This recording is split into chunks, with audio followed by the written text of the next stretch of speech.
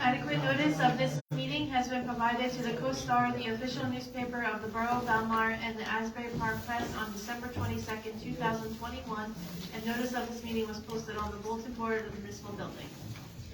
Take roll call. Councilman Brennan? Here. Councilwoman Kinney? Here. Mayor Walsifer? Here. Councilman McCracken? Here. And Councilman Carvelli is absent. Everybody can join me in saluting the flag of our great nation. Pledge allegiance to the flag of the United States of America, to the republic for which it stands, one nation, under God, indivisible, with liberty and justice for all. Everybody can remain standing for a moment for a moment of silence for our troops, their families, all of our first responders. Thank you.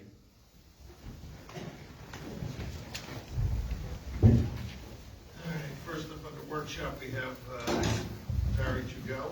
Barry, you want to talk about the winners for our holiday decorating contest?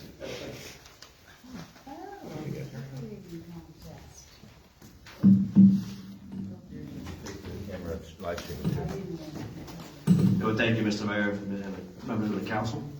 I just want to thank everybody that did participate in our second annual holiday light contest.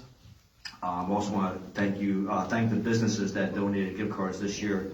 Jersey Mike's, located at 5th and Main Street, Sweets, Klein's, Main Street Donuts, and Beach House Brewery. So our third place winner goes to Janine Saletto. Second place goes to George Catcherbone, and first place winner to John Walsh. You want to thank everybody? Oh, yeah, come on, the streets. So, Janine Saletto is 319th 11th Avenue. George Catherbrone is 105 19th Avenue. And John Walsh is 1101 B Street. And I'll send the gift cards, I will pass the gift cards out this week. Good. Thank you. Congratulations to all the winners. John, you do it every year. Good job. All right. Next up we have, thanks Barry for handling all that. Yep. Next up we have a presentation from Eastport. Eastport was here a couple months ago. We approved their project, but they're here with some changes to it that they want us to take a look at. And so we have Greg Falco and Barry here from Grasso Design. So if you guys want to come up and explain what changes you made.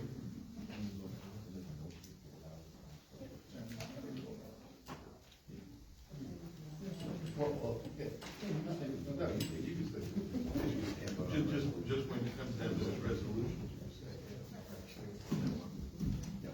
So, Brian Brzezinskis, I'm the owner and architect of Grasso Design Group in Manasquan, New Jersey. I was here with the last application that we showed, and ultimately, after having some conversations and some studies, we've come up with a different proposal for the same parcel of land. The biggest change being that as opposed to the previous building, which was a commercial structure on the ground floor with the residential units on the floors above, this in turn is almost a mixed commercial / townhouse type design. If I could just stop you for a second. Yes. Maybe you can move that up so the council can take I a look can at move it up as close as you want. My eyes are pretty good. My one eye is pretty good, but I can't see it.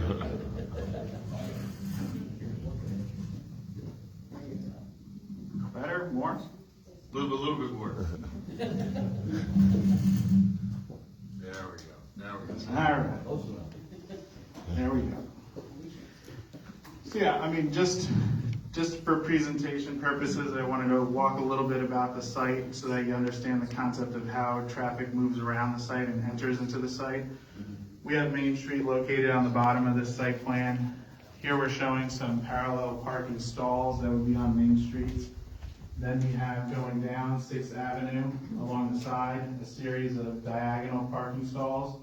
And kind of in the middle of the property is a newly proposed driveway that is a private driveway that allows the residential units to pull into this driveway and then have their own individual driveways for each unit, as well as a individual parking garage for each unit inside of the ground floor space.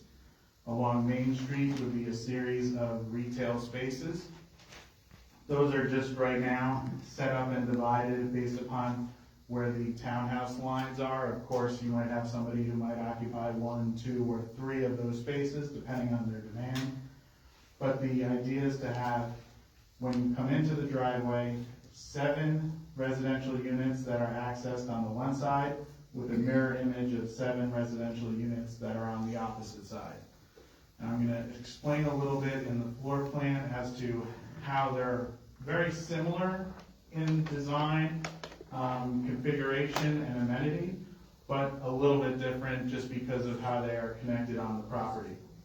So starting at the ground floor level or the first floor level, as I described, each unit will have its own individual garage. These garages are set up extra deep, so not only for vehicular parking, but possible storage use as well. I'm sorry to interrupt this. Can there be 2 cars in that garage or just? Not Not really? Not right now. I Okay. mean, it's a single car in a driveway, single car in the actual garage. Okay, that's fine. Yeah. Parking for 2, okay. With the units that are closest to the residential zone, furthest away from Main Street, all of those units behind the garage would have a small recreation room that includes a bathroom on that ground floor level and access out to a covered patio that would be behind the building adjacent to the residential zone. In the Main Street configuration, because we have commercial tenant spaces up there, the ground floor level stops at the garage. So those Main Street units, you pull in, you have a garage, you have access staircase that goes up to the next level, and you have an elevator, but you do not have the recreational room. So now as we go to the second floor plan, which is the main living floor, this is a more open floor plan with a great room, kitchen, that elevator access that I mentioned earlier, a small at-home office, and a half bath. With the units that are located again on the residential side, those just have the space. Their way to get to an outdoor space is to go downstairs through the recreation room to their on-grade paver patio. For the units that are on the back end of the commercial of Main Street, those units will recoup that recreational room because the way that we've designed it, and I'll show it in the elevation, these units now have a door that leads out of that living area to actually go on top of the commercial space, where they'll have a small recreation room as well as an outdoor balcony space that they could use for their own personal use that actually overlooks Main Street. So this elevation here that's shown on this page is just illustrating the Main Street view. Each one of those having the individual tenant spaces, and then a second level that has a mixture of some balcony spaces for each of the residential uses, as well as an upper level, which is the third floor, that covers the bedroom uses, including the Main Street having a balcony overlooking the street. The third floor unit, which also, the third floor of each unit, again, has the elevator access. It has a bedroom with its ensuite bathroom, and then it has 2 separate bedrooms that share a full bathroom and the laundry room on that third living floor. And then just to walk through some of the aesthetics on the elevation. So again, this lowest elevation here is the Main Street exposure. We've kept the height from the grade to the highest peak at right around 39 feet. The elevation that is depicted in the middle here is actually on 6th, where you actually will have those entry access points for the private driveway in the middle, and then going to each of the separate residential units on either the left or the right side. And then finally, when looking at this top elevation, this is an illustration of what you would see if you were in that driveway. So on both the left and the right side, similar looks and facades and aesthetics, where each one has a garage entry bay with a driveway in front of it, as well as a porch, or like a small front porch that allows you access into the building and to the elevator and the stairs on the inside. This building, which is I'm depicting the one that is closer to the residential, that is smaller in elevation. That's at around 37 feet in height currently to the peak. So it's a little bit smaller scale than what we're talking about along Main Street. If you want, I could go through some of the things that were pointed out in the review letter. We did review this and go through it. There's a lot of things for the bulk requirements for the zone that we're meeting. So the minimum lot area there is only 7,000, and this is a 30,000 square foot piece of land. The frontage is only required to be 50 feet when we're 150. We have a minimum front yard setback of 0, which is along the Main Street lot line, and that's what we're proposing.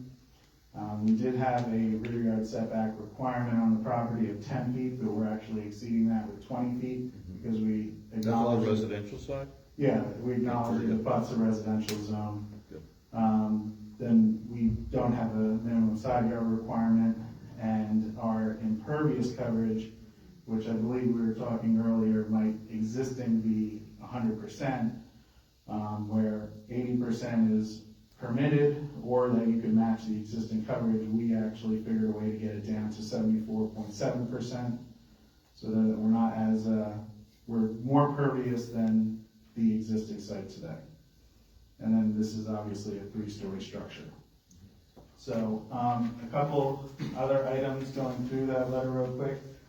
I did talk a little bit about the elevation height of the Main Street. I would like to point out on the elevation that's shown for 6th Avenue, you could almost start to see where the ground floor is sticking out the most. And then as we go to the balcony area, which is located above the 2nd floor, that's starting to step back. And then it steps even further back when you get to the 3rd floor balcony off the bedroom. So we're trying not to create a flat facade on Main Street. We're just trying to step it back gently as we go through. For the parking, I kind of touched on it, that there's 7 units in each building, residential. Each one of those has a garage parking stall as well as a driveway parking area. So that's 14 units, all having 2 spaces. And then for the commercial application, the total square footage I added up was around 4,800, and it's mentioned in the letter for 5,000 that requires the 15 spaces. And you can see in the site plan, while it's not on-site parking, there is a location of several diagonal stalls, including a handicap one and some parallel stalls along Main Street that we've incorporated in the design and the layout here.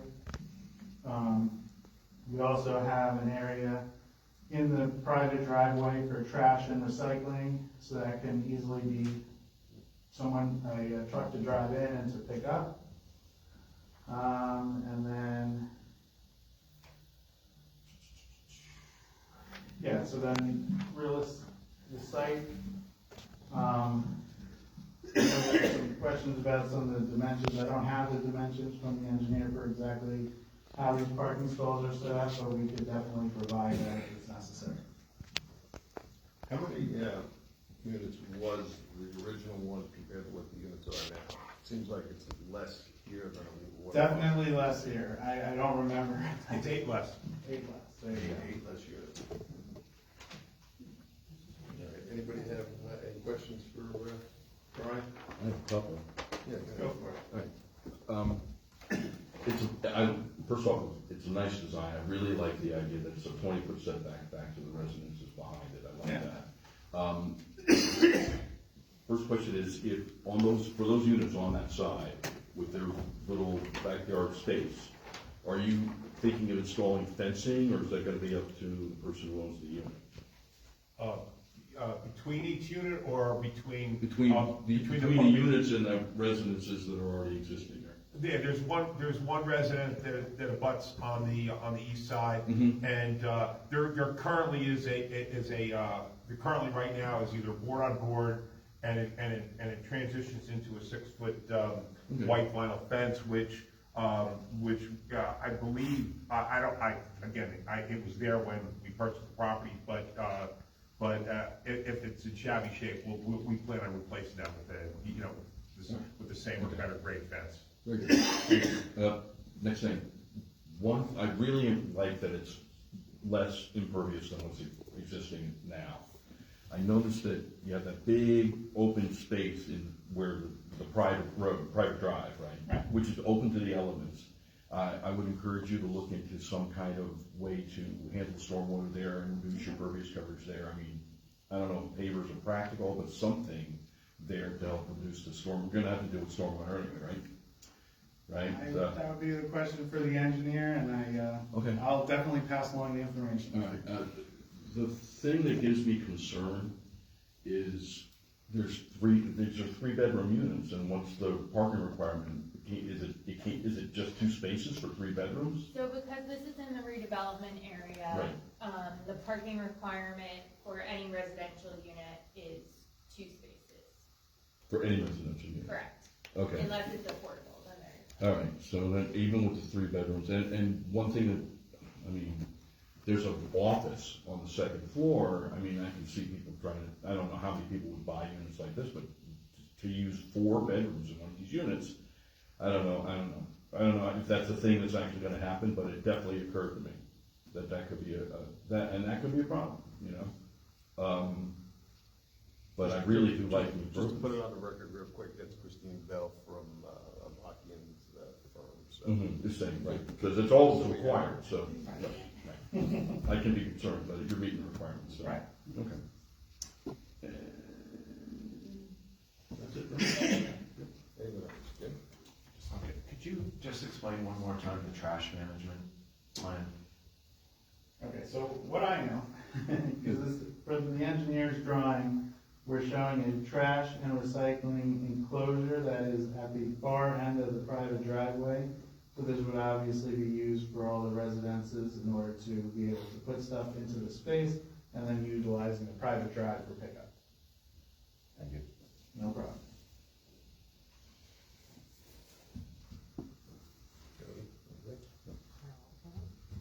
Oh, sure, you can comment. No. Sorry, I couldn't get the microphone. I apologize, Councilman Kennedy.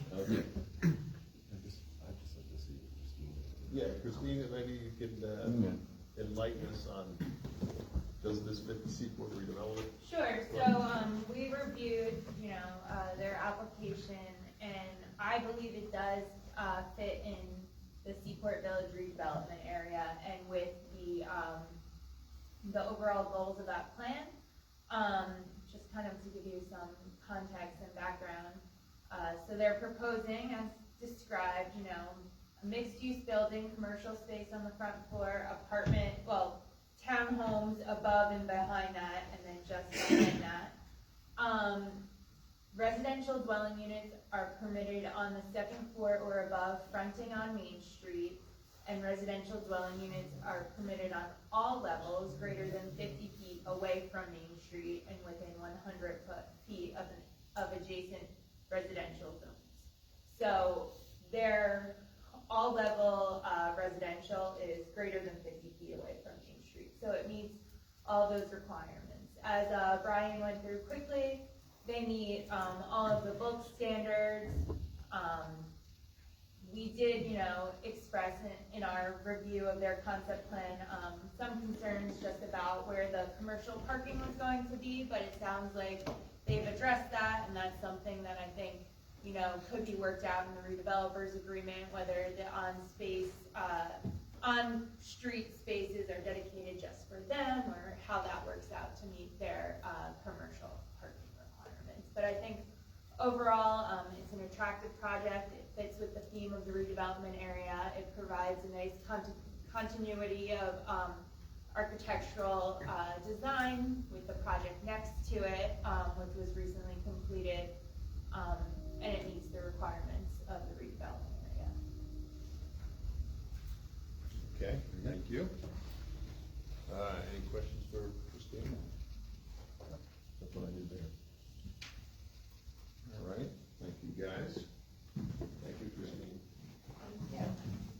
Do you have some questions or have a chance to see the plan? When we get to the resolution, items, it'll be public comment because it's on, resolution item. So if you guys can just hang around for that, public comment. All right, that's all, we have for workshop. Anybody else have anything? Workshop? All right, moving on. Do we have any petitions? No. Approval of minutes, December 6th. May I have a motion to approve the minutes of the December 6th, 2022 meeting? Motion? Second.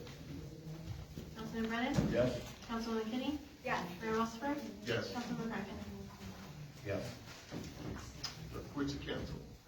Council President McCracken. Thank you, Mayor. We'll be pretty quick here. I had the opportunity to attend the soft opening of F Street Social on December 9th. Very nice addition to our downtown. Very nice menu. And I'd like to congratulate Steve Smith and his family for going into that space and improving it and having a nice new addition to our Main Street. I had the opportunity also to attend the premiere of the Holiday Light Show that was on December 10th in Piano Plaza, complete with pyrotechnics. There are abbreviated shows every night since, and I think I can do this on behalf of the council. Mark, I'd like to thank you and Mary both for sponsoring this event. It was very nice of you to do that. Thank you. I'd also like to recognize and thank the Friendly Sons of the Shillelagh for once again hosting a toy drive and coat drive. Lisa and I had an opportunity to volunteer at one of their events, and an unbelievable amount of toys were collected and donated to agencies to distribute to those families who aren't as fortunate as others. And just generally, the Friendly Sons of the Shillelagh does a tremendous amount to improve this community, and they are certainly worthy of the highest recognition. So I'd like to thank them for that. Last night was the menorah lighting in Piano Plaza. There was some confusion about what night or nights were appropriate to have the menorah lighting. The rabbi clarified that last night was a very appropriate night to have the menorah lighting, as it's the first full day of Hanukkah. The rabbi did a fantastic job explaining the significance of the menorah and of the Hanukkah holiday in general, and it was a very nice event. I was very glad I was able to attend. And finally, I'd just like to wish everybody from all faiths and all traditions happy holidays. Enjoy the time with your families. Talk about peace and joy and blessings to all. Thank you. Thank you. Councilman Brand. Thank you, Mr. Mayor. Yes, I also got to attend the menorah lighting last night. I want to give a shout out to Chris and Raina Brandel for having food after the lighting and making all the arrangements. And the rabbi had the most gorgeous voice. It was a pleasure to sing along with her. It was really good. The Environmental Commission had a meeting last Thursday. They're continuing with the same projects they've been working on, but one thing I want to let people know, there are 2 openings on the Environmental Commission, with Tom Burke and Mary Grace Dakotas not being available to serve anymore. So if anybody's interested in being on the Environmental Commission, send me an email, dbrand@belmar.com, and we'll see what we can do. And I wanted to echo Councilman President McCracken's sentiments. It's the best holidays for everybody here.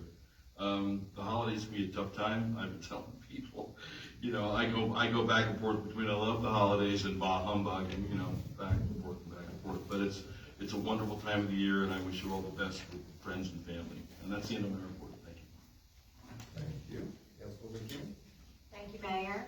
I don't have a lot to report on. We are picking up with the ADA.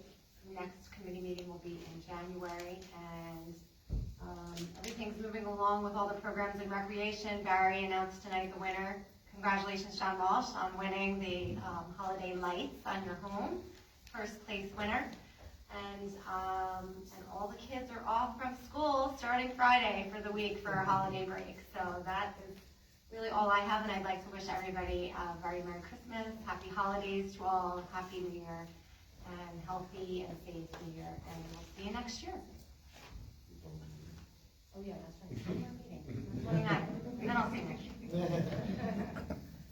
Thank you. I don't have much, but I do want to thank our chief and the police department and DPW for putting together Santa and getting the toys to all the kids in town. I mean, they really do enjoy that when all the police cars show up and Santa comes through the door. So thank you for orchestrating all that.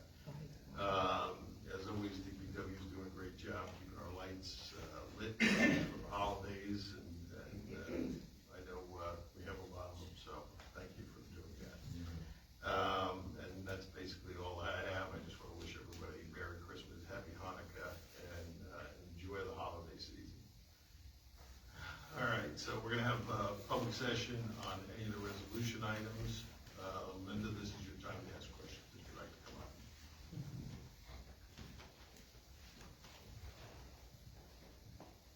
Let's start with Fourth Avenue.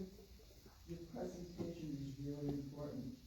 We're very favorite to the council. None of us have any visuals for coming here. In the mic. I can hear you. I can hear you. There, you didn't have the opportunity.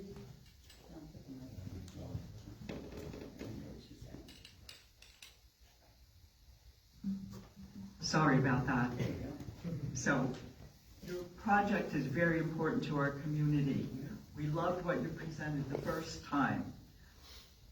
Would it be possible for you to show us the layout so we could take a look at it rather than watch the videos and then ask questions? It's up to you. We'd love that. Absolutely. I hope I'm speaking for the rest Oh, of the no, members. absolutely. Thank you.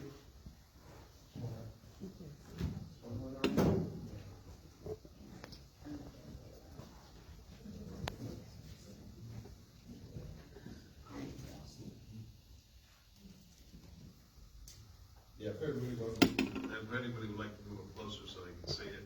I know normally we project it on the screen, but didn't happen tonight.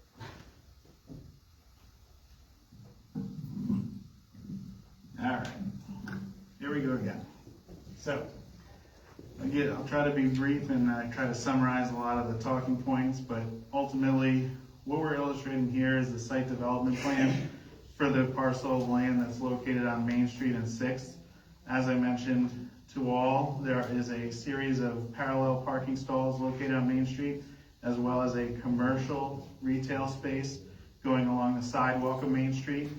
Then going down the 6th Avenue corridor, there's a series of diagonal parking spaces that are located on the street, as well as a centrally located private drive that allows access to each one of the individual driveways for the 7 units that are located in this back section of the property closest to the residential zone, as well as 7 residential units that back up to the commercial retail space. Now I could show you on the floor plans how that kind of all works together. So from a ground floor perspective, it's a little bit different for the 2 separate spaces. The ones that are going to be behind the commercial space are going to have a garage entry that has a space for storage of a vehicle, as well as some additional space for additional storage.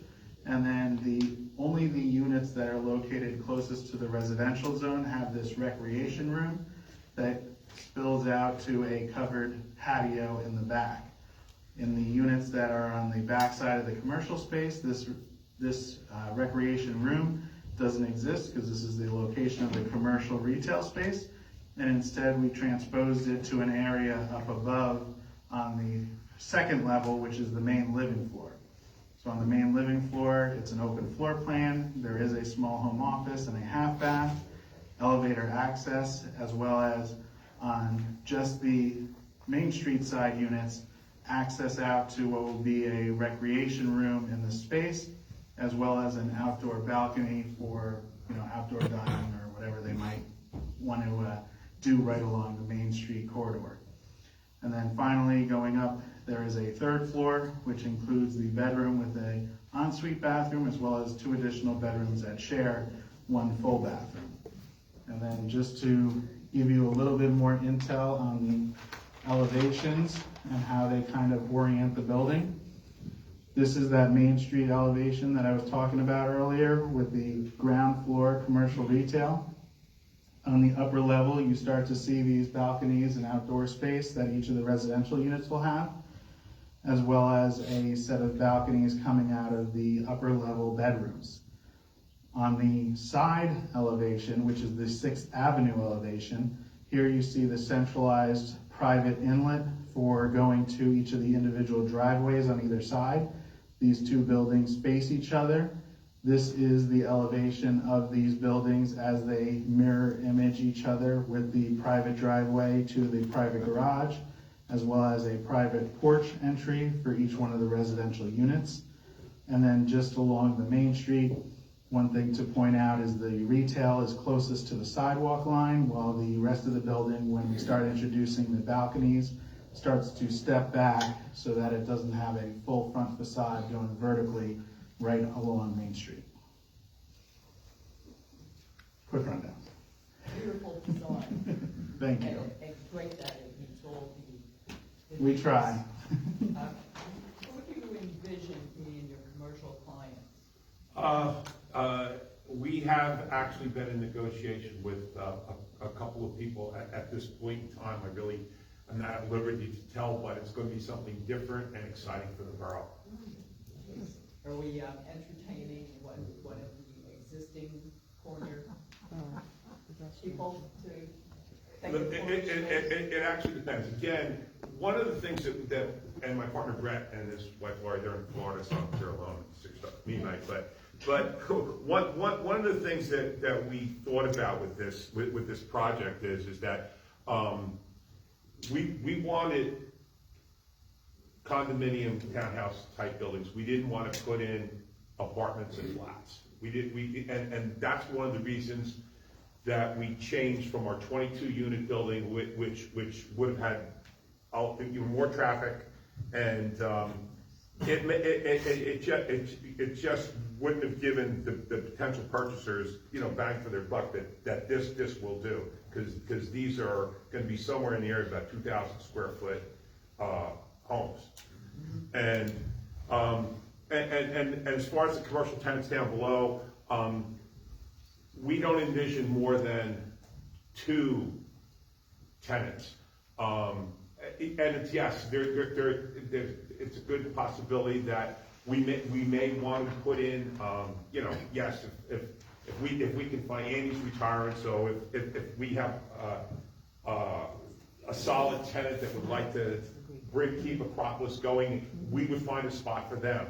But we also have another type of operation that we've been negotiating with. And again, everything's a condominium, including the commercial space. So we're not going to be ready to commercial space. We may lease to purchase, but we're looking for whatever amount of commercial plus the 14 residential all to be, live-in taxpayers in the borough. That's what we feel is the right thing to do. When will you be breaking ground? Brian and I were talking about this. If we're approved, we were going to try to get the planning board in the spring and start construction in the fall. So sometime September, October-ish, as long as we can get all our approvals, by that point in time. Can a fire truck get around the whole building? Actually now, yes. Well, this drive is 24, 25 feet wide, which is actually the size of a city street for two-way traffic. So if you need to get a fire truck fully down here, you actually can, yes. So, which it would have been really difficult to do with our prior design, but now you'll have access from 6th Avenue our drive and Main Street if necessary. And the front building, since it's mixed use, will be sprinklered. And the first aid, of course, because the parking for the, Just 1 second, if anybody that wants to speak, if they just give us the name and address for the record. Anita Pecorelli, First Avenue. Okay. The commercial in the front, so I heard the conversation, but I'm not sure that I understand it.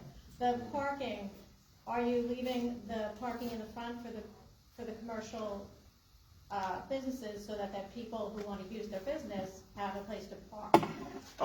As far as the parking is concerned, we've actually got 17 parking spaces with our redesign of our diagonal on 6th Avenue. And again, right now, I believe there's like 2 parking spaces on Main Street now, because this is all access driveway with the exception of what's currently in front of Acropolis.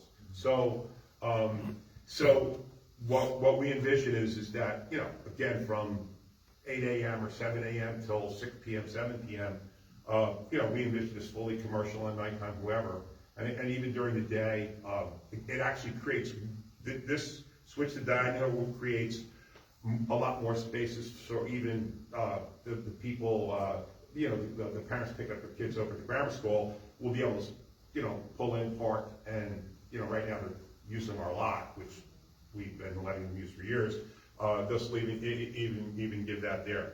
Again, commercial is a mandate in the Seaport redevelopment area, and but we like to have the right tenant mix, and I've always tried to do that on all my partner Brett. We've always tried to do that on all our mixed use projects, which he has the Dunkin' Donuts site over on by the grammar school. I have the Arcade Mr. Shrimp site over on Highway 71. So we try to get good long-term tenants that are good for us and good for the borough.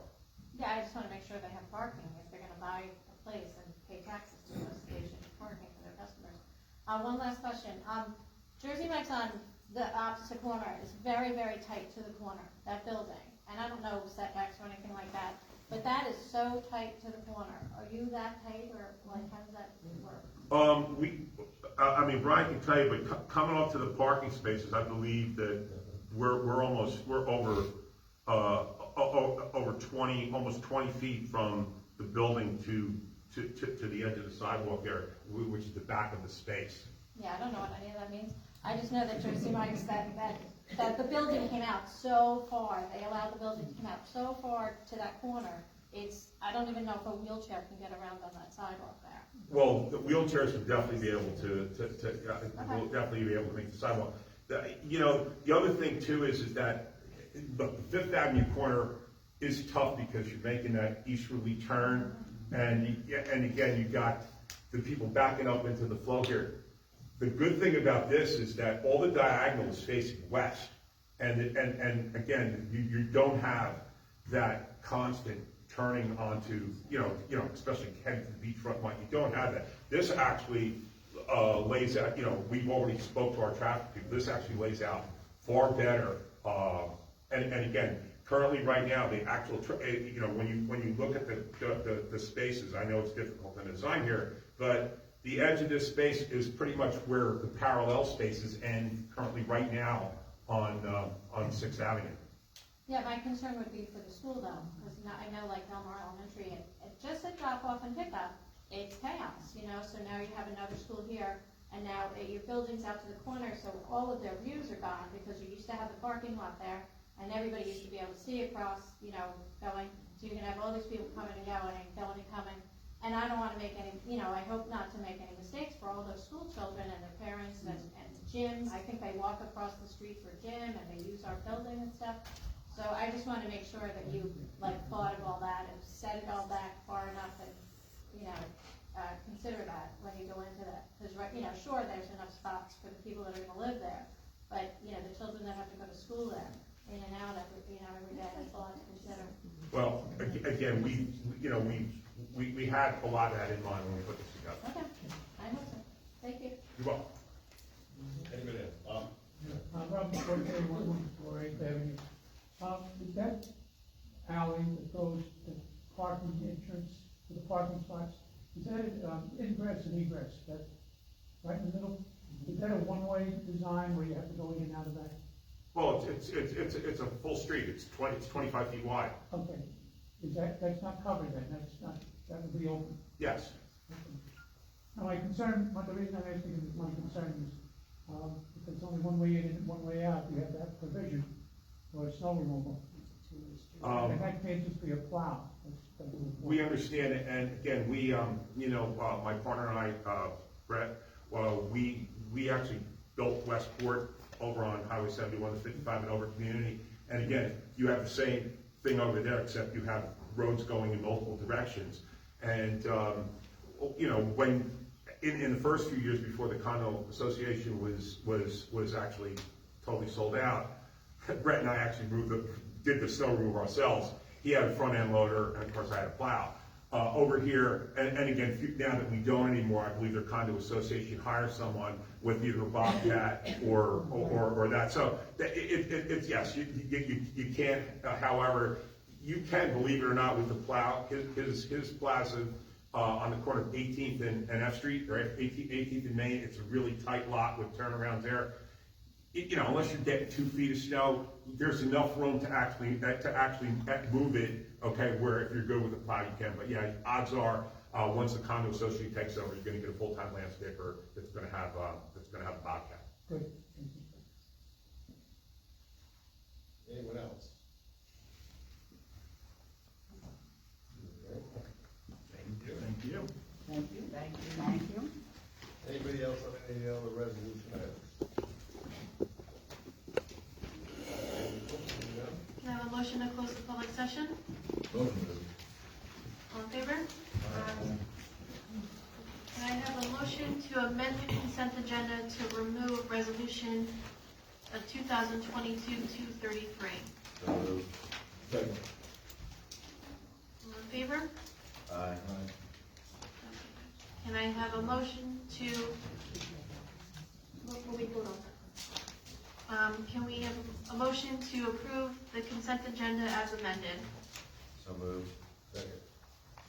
Councilman Brennan? Yes. Councilman McKinney? Abstain. Yes. Mayor Walsinger?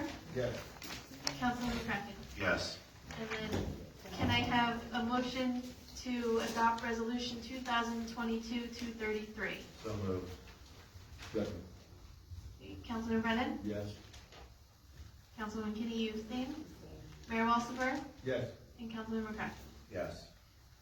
Last item is second reading and public hearing on ordinance 2022-21.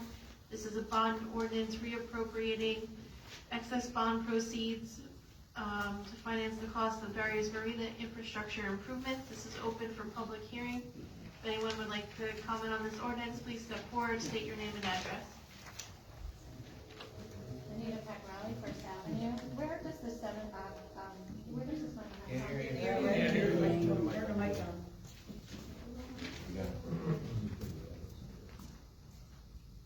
Hello? Say that again, please. Thanks. Anita Pecorelli, First Avenue. Where is this money coming from? What bond? It was excess money in a grant that we had, I think, for North Shore.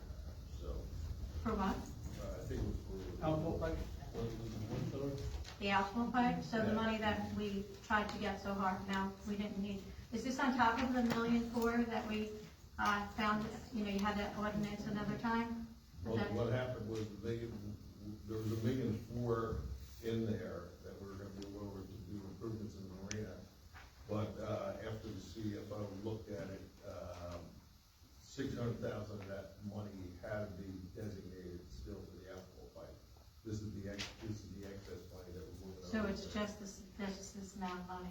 Okay, so my question would be, why is it going for the marina? If we've come up with this amount of money with the roads and the infrastructure that we need, the library needs windows, the senior center needs some new tables. Why are we deciding on the marina? And if I had a vote, I would vote no. Well, we decided on the marina because 3 of the docks need all new electric, and that's 3 of the docks Need all new electric, and we've already approved the electric being done there. So this money here is, if we had to go out and bond for it with the way the interest rates are now, it would be expensive. This here is, it was was a lot less expensive than interest rates because we already had it. So we're gonna move that over to finish up the three docks that need the electric. When the marina services maybe 300 people, it has 70 transit sites, and there's 5,000 people in the town. The library put $300,000, they left $300,000 on the table this year, and they have no authorization from the town for 4 years for any improvements on the windows, the doors, any of these things. So I thank you very much for this.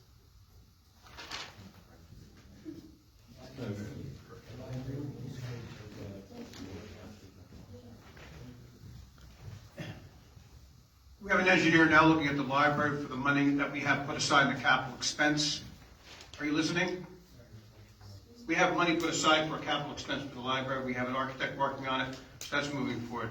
How much is in the capital account? And the Belmar Senior Building is a separate authority and is looking to use that RAD for PrAC money to improve that building. No, the recreation, the senior recreation at Taylor Pavilion, they're playing mahjong on wobbly tables. Okay, the tables need to be replaced for the recreation. They're all kind of like wobbly. And how much is in the library account? And when? Well, off the top of my head, I don't know. But this has been going on for 4 years. The library's been needing improvement for 5 years. Anita, could you come up and use the mic so people can hear you, please? I don't understand why we're in a discussion. Well, because you made accusations that are Anita incorrect. Pecorelli, First Avenue. For 5 years, the library has been on the, meeting windows since I started working with the library. And they've never got any authorization from the council. Every time it was at the board meetings, it was said, yes, we're gonna do it. And then I just sat there at the December meeting and they left $300,000 on the table and there's no movement on the windows. It's another conversation. They're gonna have another meeting with the architect and here it is 5 years later. So what am I supposed to do? Your information is inaccurate. The library board comes forward to give us information in regards to what they can do with that building. It was a historical site. We had a lot of things that we had to research.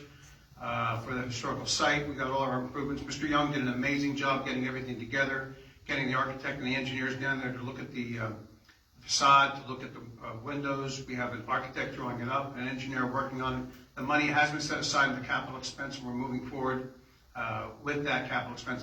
Don't have it in front of me. If you call my office, I can give you that number, or talk to the CFO, but we are moving forward with the library. It hasn't been 4 years or 5 years, like you said.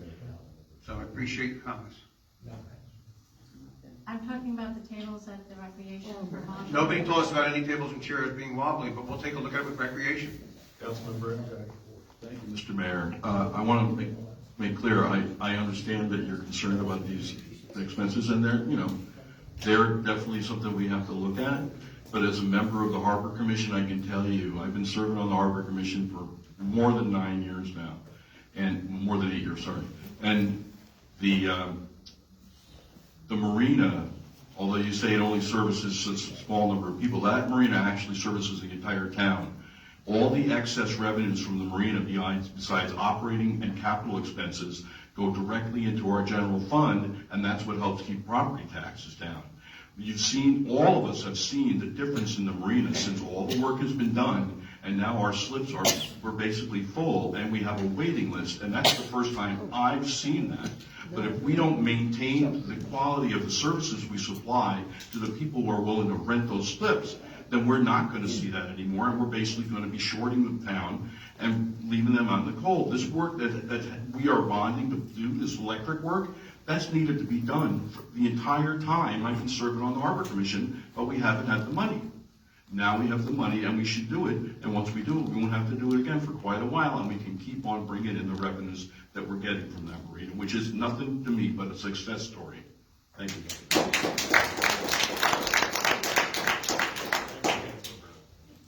Okay, anybody else on this ordinance? Can I have a motion to close the public hearing? Motion. Second. All in favor? Aye. And can I have a motion to adopt ordinance 2022-21? Motion. Second. Councilman Brennan? Yes. Councilwoman McKinney? Yes. Mayor Walsberg? Yes. Councilman McCarthy? Yes. Public comment. Anybody have any questions? Yes, Linda, go ahead.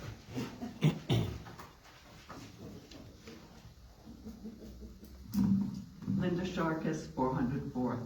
I want to take this opportunity to thank the mayor, the council, Ed Kirschenbaum, Chief, DPW, our social media guy, our IT guy, for all the wonderful things you've accomplished in your time in office. You should be very proud of what you've done for our community. And we wish you a very Merry Christmas and a Happy New Year.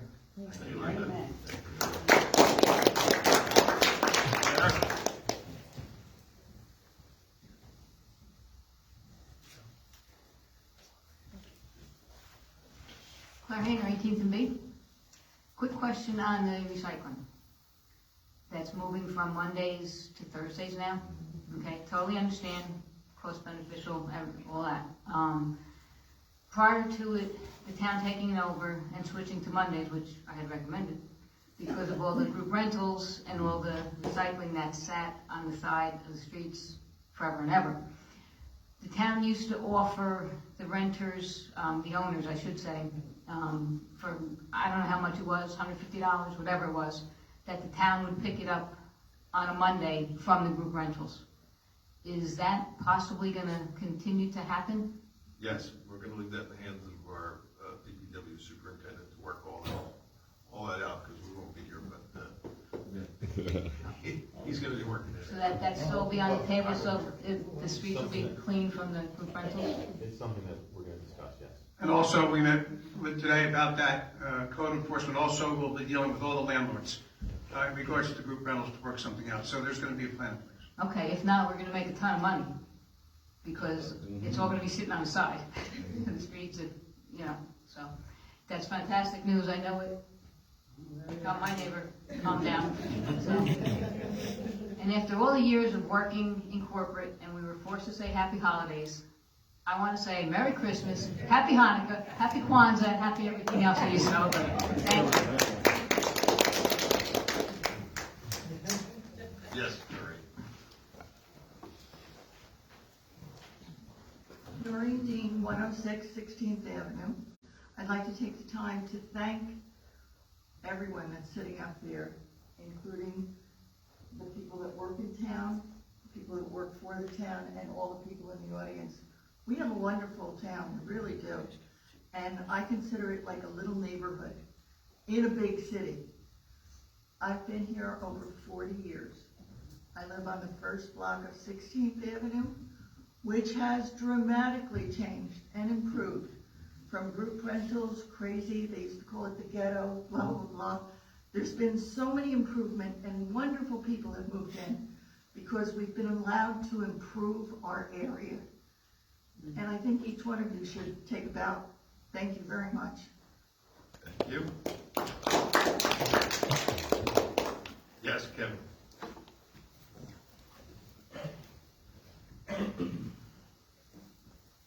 Yeah, Kevin Maypother is a representative of the Belmar Arts Council. The last thing you guys need is somebody blowing smoke up your nose, but I gotta tell you, as the chairman of the Piano in the Park, or in the Plaza project, without your enthusiastic support, and your dedication, it never would have gotten off the ground. So you guys all deserve, great accolades, and, thank you very much. Okay, thank you. Anyone else? Yes. Kyle. I thought I saw your hand up.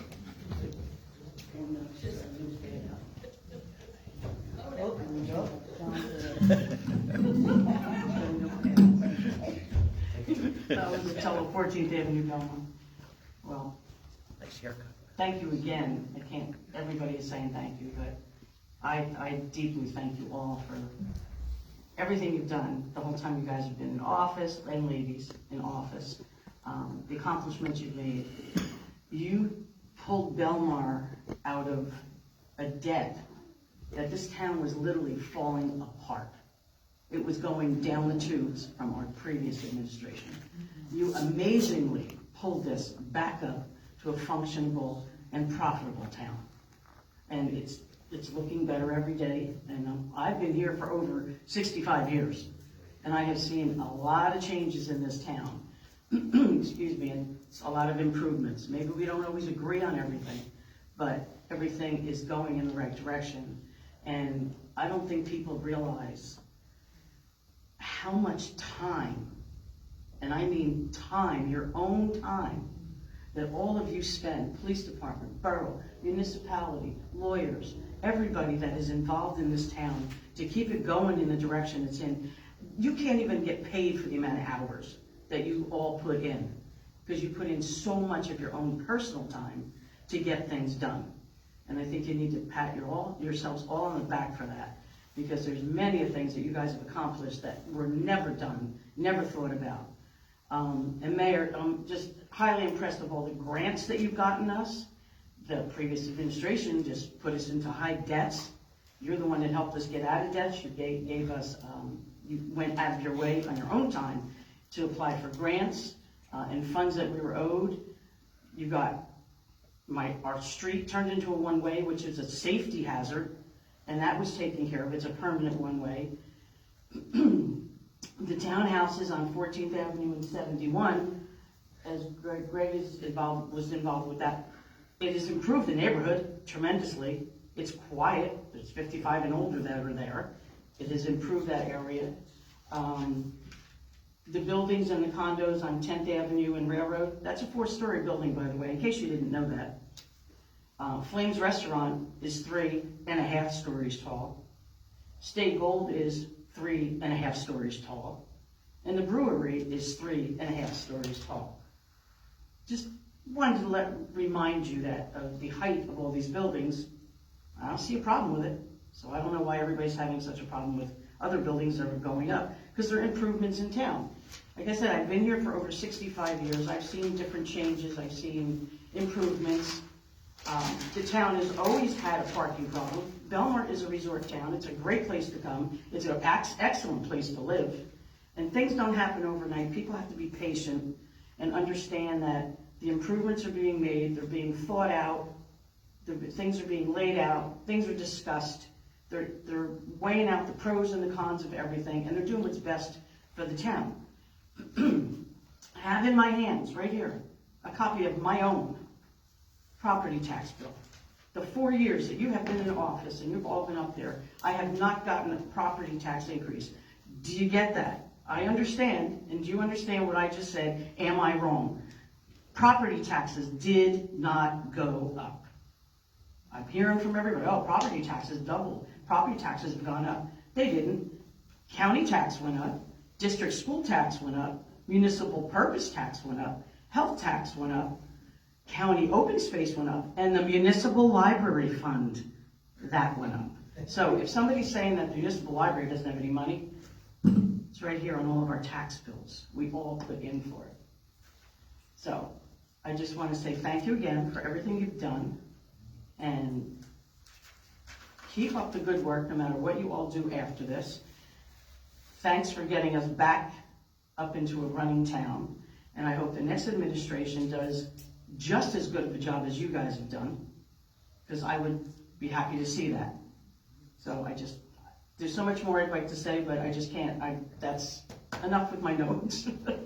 So thank you all, and you did a great job. You did a great job. Thank you. Thank you. Anyone else? Yes, Katrina. I'll bend down. Hi, Katrina Klaus, 6th Street. We should have just pulled a chair up. I can still bend, that's good. Good evening, everybody. A question about the recycling, right? We made the decision when you guys came on board originally to go into the DPW taking care of our recycling. Now, am I wrong in the reason we did that was because for economic reasons, bringing it on board for economic reasons, because money was very tight? Yes, Okay. at that time, we were able to save money, but it comes to the point now that we have to make a decision on whether to get a new truck that's about $300,000, somewhere in that area, to only be used once a week. So we started taking a look at, because now recycling has, like, the pendulum has swung back a little bit. So we found that instead of hiring 2 more people and having the $300,000 truck, we put it out to bid, and the Alyssa come in with a halfway decent price. So Right, okay, we so decided to go. So it's economics again. economics, purchasing, because we've been using the old trucks, right? Right. For that are no longer viable. Yeah, They're like dying, 15 or they're dead. 16 years old, or 20 years old, something like that.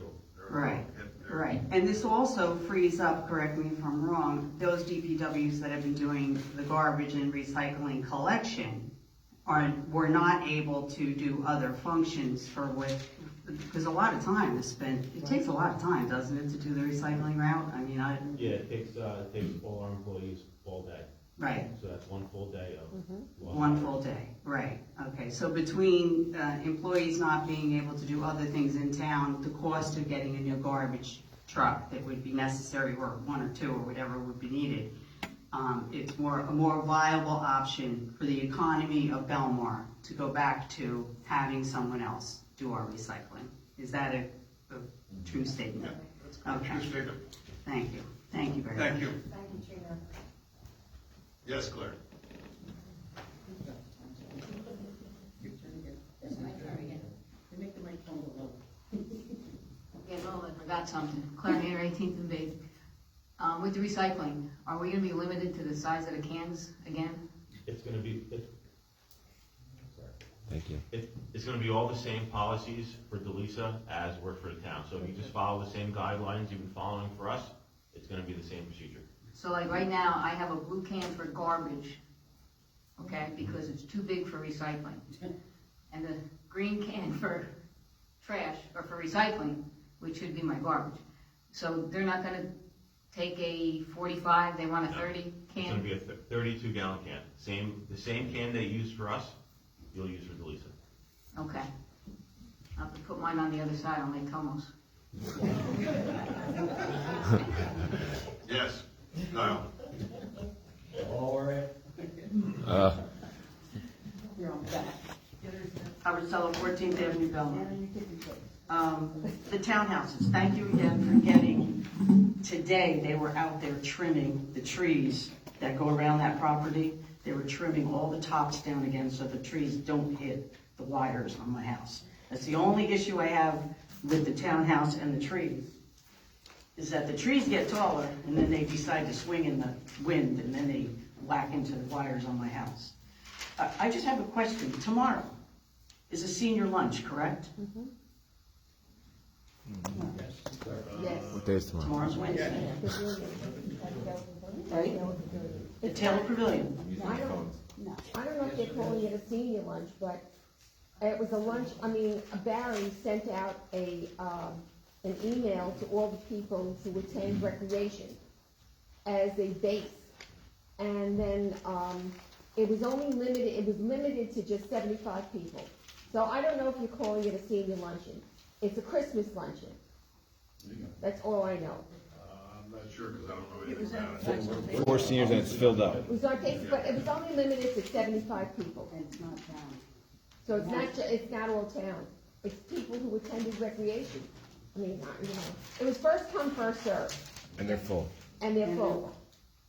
So there is no senior lunch for No, I'm on recreation and I don't see anything about a senior luncheon tomorrow. It's not a Luncheon Wednesday, December 21st, Taylor Pavilion. Please RSVP to Sally at Wellington Estates. Right, yes. So I don't think it's with the town. Yeah, Wellington's a senior assisted living place. That's Right. why. It's not senior. It's not senior, and It's it's like a just lunch and open to learn. 75 people, and that was it. So there is or is not a senior lunch for It's this not called month then? senior So I don't lunch. think it's through recreation. It's not a senior luncheon. The recreation, Barry We're just hosting it. Barry told me that This he is used the name and list address, we know you are. of Francine Forte of 114 8th Avenue. Thank you. Okay, so, the way I understand, from what Barry told me, was that he used a database of people who participate in recreation, like I do. And then, I don't know, and then other people, I don't know where they got other people from. But anyway, that was like the base for, this, luncheon. And that's all I know. But it's not really what you would call a senior luncheon. But seniors would be interested in going to it, so that's I'm not sure. it's not a town I luncheon. can't give you an answer, Kyle. It's an advertisement for Wellsprings. Exactly. They call it a lunch and learn. It's to promote, Which is a 55 and older community. exactly, it's to promote their business. And it's open to 75 people. Lunch and learn. It's a luncheon. Yeah, It's a luncheon not put on by the borough. correct. Right, it's not non-bylaw. Nothing to do with that. You answered. Oh, also too, the other thing I forgot to mention was that you all took care of a lot of the problems and issues we had with McCleary Park. And since Rhode Island pointed over as the forgotten section of town, you made sure, all the whole time you guys and ladies were in, the whole time, you made sure that Rhode Island Point was not forgotten, things were taken care of, and over at McCleary Park, things have been taken care of. So I just want you to know that I realize that you have taken care of stuff in the section of town that's always just been pushed aside and Rhode Island Point doesn't exist. Well, we do, and you took care of a lot of stuff over there. Thank you. Anyone else? Before we do that, I just have a letter to read from the Environmental Commission. They asked me to read this to the Mayor and Council. Dear Mayor and Council, thank you for giving the Environmental Commission the opportunity to present our research on reintroducing water bottle refill stations to our boardwalk. After several years of not offering drinking water on our boardwalk, we were delighted to see 2 drinking water stations installed for summer 2022. We are hopeful that the new bubblers will help reduce single-use plastics as well as littering on our beach.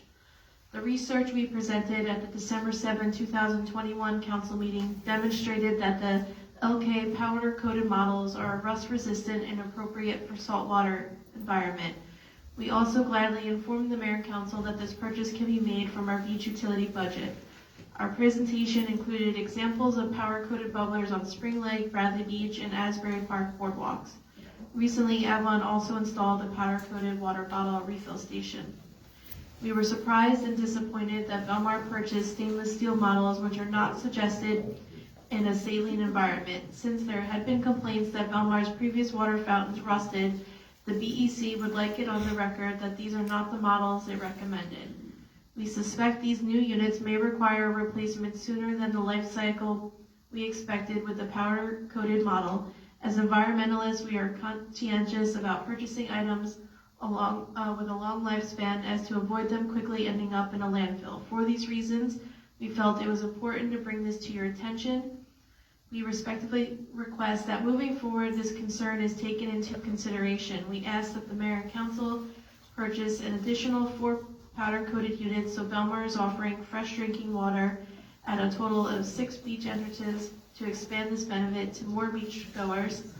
And they're also hoping to reach out to the new Mayor and Council and request that their thoughts on this matter are on the record as well.